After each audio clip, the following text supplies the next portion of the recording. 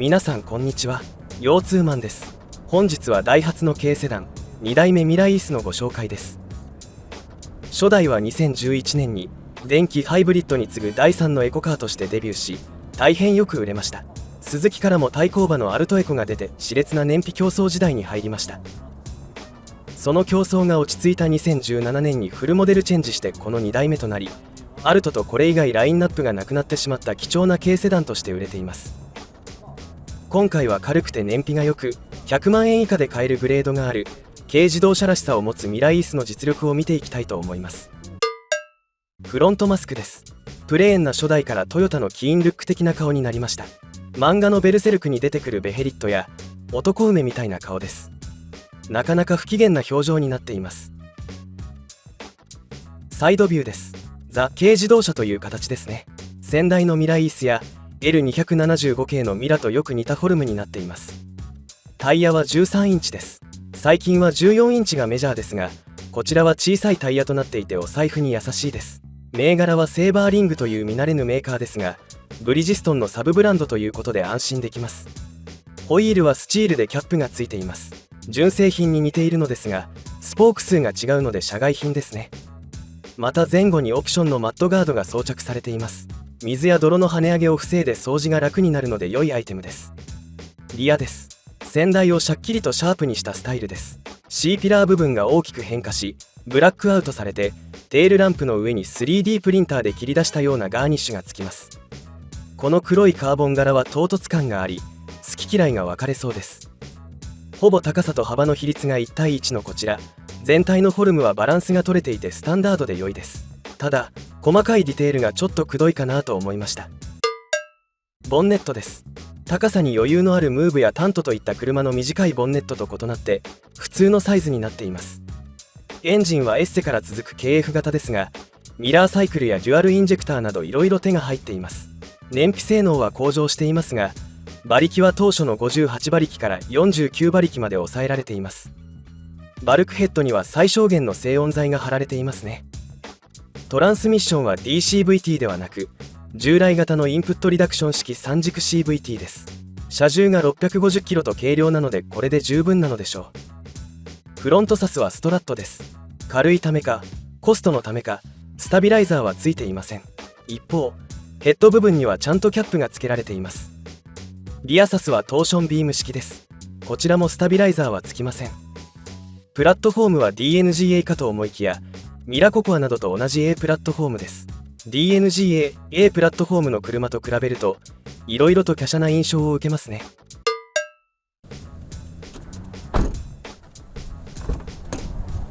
では前席に乗り込みます。やや頭をかがめますが乗り込みやすいですね。このグレードだとシートリフターはありません。最上級の G グレードにのみつきます。フロントシートです。最近のトヨタ系の傾向でヘッドレストは一体型です。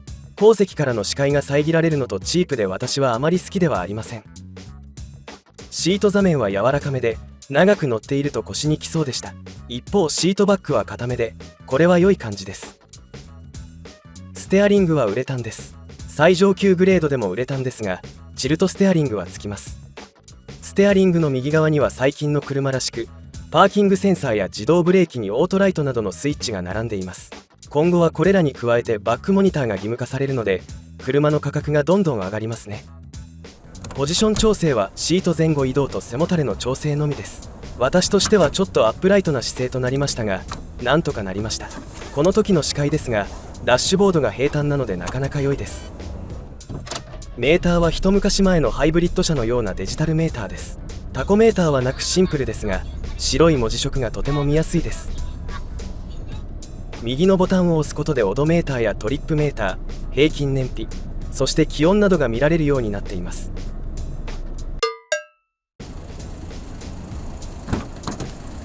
後席に乗り込みます。車高 1500mm の車とは思えないほど室内の高さに余裕があります。このサイズの車とは思えない広さです。からくりは足元にあり、ムーブなどだと発泡スチロールを詰めて底上げされているフロアですが、こちらは何もありません。その分室内工が確保されています。この L グレードだとリアウィンドウはほぼ全開します。ビジネス向けの B グレードはなんと窓が開きません。リアシートは座面長さ、高さ、足元広さ、総じてコンパクトカー並みに広いです。ヘッドレストが最上級グレードにしかつかないのが残念ですが、座り心地は悪くないです。で、広いのは良いのですが、フロアが低い分床が薄く地面が近いため、ロードノイズが気になります。そのあたりは走行編で確認しましょう。フロントドアです。ドアポケットにはスマホが横に入ってナウなヤングにバカウケです。一方、ドリンクホルダーはありません。ドアトリムは全てハードプラですが、色味や表面の脂肪を変えてメリハリがあって良い感じです。サイドミラーはハンドパワー式でエコですね。インパネです。黒一色でシンプルですが、艶消し風の脂肪や直線主体のデザインでいい雰囲気です。またドリンクホルダーや収納が多く実用性も高いです。サイドブレーキはハンドタイプが中央の運転手寄りに設置されていて良いですね。エアコンは最上級グレード以外はマニュアルです。温度調整がレバーでちょっとびっくりしましたが、そういえば以前紹介した S700 系のハイゼットカーゴも同じタイプでした。なかなかレトロフィーチャーです。エアコンの下にはアクセサリーソケットがついています。さらにスマホやペットボトルなどいろいろ置ける大きなトレイがあり、かなり便利です。グローブボックスは普通のサイズで、説明書や車検証でほぼ埋まります。しかしティッシュボックスなどは上のトレイに置けばいいので問題ないですね。横には固定式のコンビニフックがついています。で、この車にはディーラーオプションの助手席下トレイがついています。やや底が浅いですが、こちらも便利な装備です。ただリアシートに座って足をシート下に入れた際、このトレイが引っかかるのがちょっと残念です。リアドアには上ポケットと下にドリンクホルダーがあります。ペットボトルを2個並べておけるとエポックメイキングだと思いましたが惜しいですね。シートバッグのポケットなどはなく、リアシートのユーティリティはドアポケットのみとなっています。荷室です。買い物かごが横置きできるスペースがあります。横置き2個できそうな雰囲気でしたが、ギリギリ無理でした。2個置こうとすると取っ手の部分が当たってしまいます。荷室の壁の部分は柔らかい素材になっており、傷を気にすることなく荷物を積み込むことができて良いですね。ラゲッジボードの下にもスペースがあります。パンク修理キットやジャッキが入っています。四角い空きスペースは17センチと深さがありますが、容積的に何を置くか悩むところです。シートバッグの両端にあるフックを引くとシートが倒れます。全グレード一体型のシートです。倒すとほぼフラットな空間ができます。 B グレードだとフルフラットにするビジネスデッキボードが標準でついてきます。シートを倒した時の荷室のサイズは軽自動車としては普通です。軽バンとして使う場合はプロボックスや AD ほどではないですが、ある程度の量の荷物が載せられます。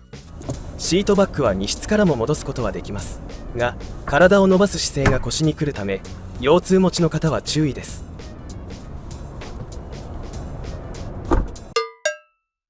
スモール、ロービーム、ハザード、スモール、ブレーキ、ハザード、バックランプ、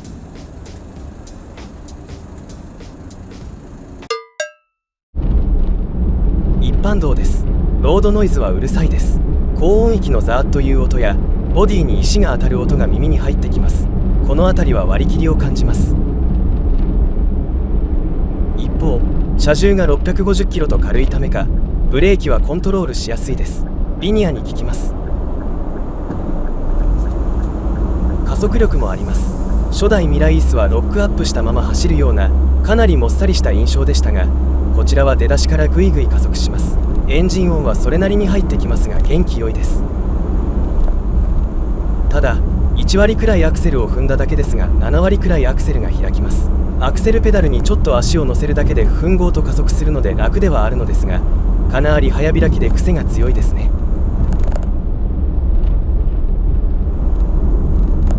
足は固めです。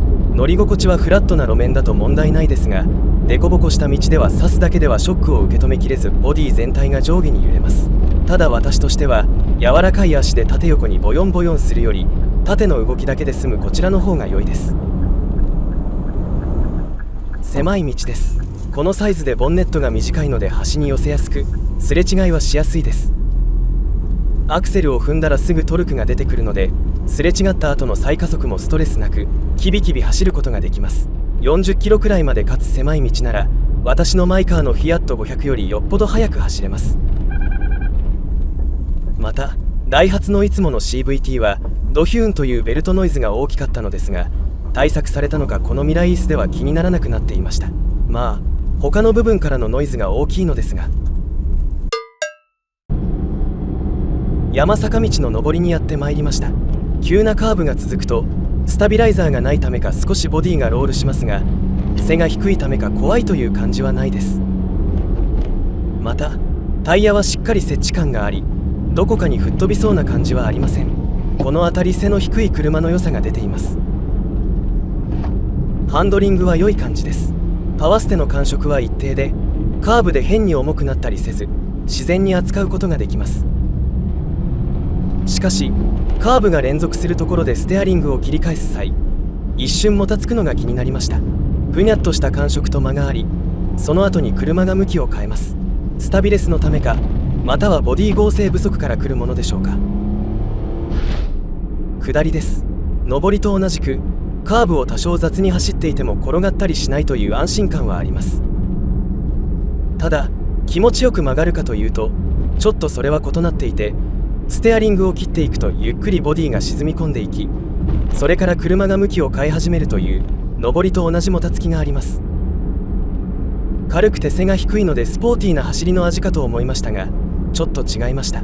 コンフォートな感じでもなく、お金をかけてない足だなというのが正直な感想です。スタビライザーがつくとまた違ってくるかもしれませんね。高速道路にやってきました。まずは70キロから100キロの加速タイムを計測します。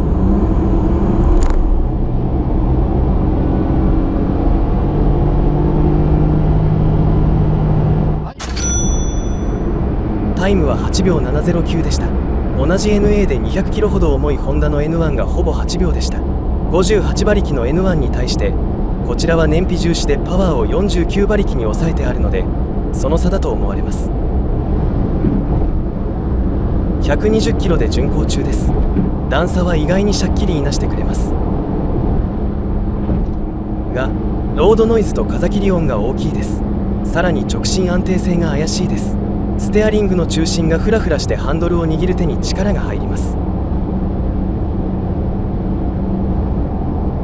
加えて橋の上だと風に煽られて左右に動いて正直怖いです。ボディの下に風が入ってふらつくような感覚です。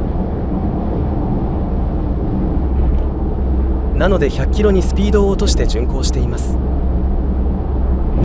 先ほどよりノイズは控えめになりましたが、直進安定性はまだちょっと不安で、さらに段差を踏むとボディがグワグワと揺れるようになりました。なかなか厳しいため、スピードをさらに落として巡航することにします。90キロ前後です。この速度域だと直進安定性は高まります。パワーも十分で走りやすいです。ロードノイズはうるさめですが、随分力を抜いて走れるようになりますが、段差を踏んだ時の当たりは変わらず強めで、うっとなる時があります。こちら高速道路はあまり向いてないかなという印象です。下道だとキビキビ走るので、そういう場面で使うのが良いと思います。今回176キロ走って燃費は約21キロリッターでした。うちのレビューで久しぶりに20キロリッター超えました。さすがミライースです。今回の LA350S ミライースの5段階評価ですが、評価は3、普通です。一般道でのキビキビ感に4人乗っても大丈夫な室内空間を持ち、それでいて燃費が良く、さらに100万円以下で買えるグレードがあるのは評価できる部分です。ただやっぱり走行性能がいまいちなのが残念です。650キロという軽量で背が低めということで、ホンダのトゥデイのような走りを期待していましたが、期待しすぎでした。また装備が充実した G グレードになると120万円オーバーとなり、他の車種も候補に入ってきて積極的にこちらを選ぶ理由も少なくなります。足として割り切れる人や燃費が最重要な人には L グレードだとおすすめできます。運転に面白さを求める人には向きません。走りは DNGA で出るであろう3代目に期待です。ということで今回も最後までご視聴いただきありがとうございました。面白かったらチャンネル登録コメントいただけると嬉しいです。それでは次の乗り物でお会いしましょう。さようなら。